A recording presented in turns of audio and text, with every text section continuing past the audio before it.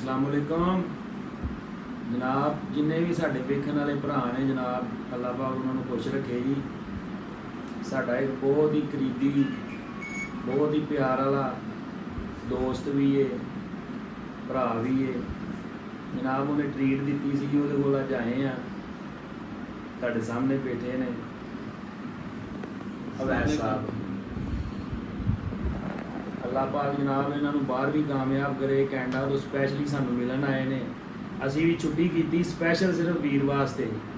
राणा शफाक साहब भी आए ने, इन्हों भी छुट्टी करा के बुला लिया गया कि सारे काम कैंसल ठीक है। उस तो बाद उस्ताद हरी बैठे ने। अल्लाह पाक इन्हों लंबी जिंदगी दे तंदुरुस्ती दे।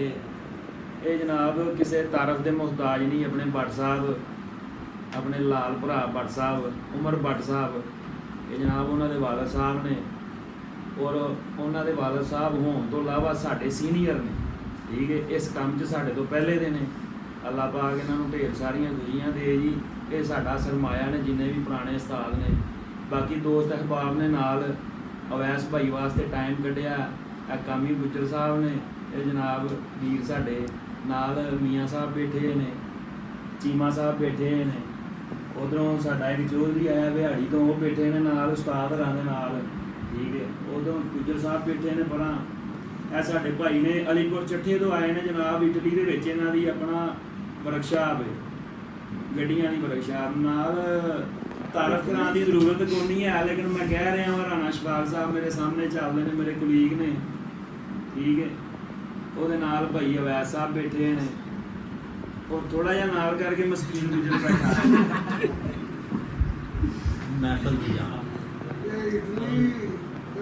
ते जनाब जिन्ने भी साडे वेखण वाले वीर ने अल्लाह पाक सारिਆਂ ਨੂੰ खुश रखे।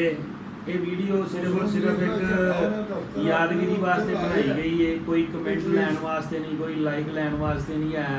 अल्लाह पाक सारे भरावां ਨੂੰ खुश रखे जनाब। अल्लाह हाफिज।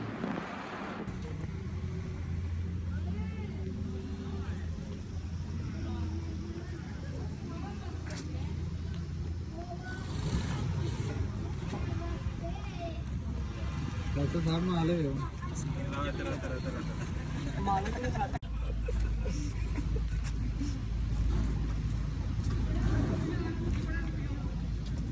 यार जेडी वीडियो बनाना पेट तो क्यों शुरू करना।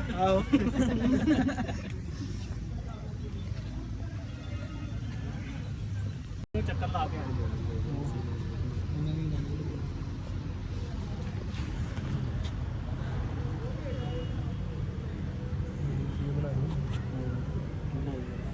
साहब ज़्यादा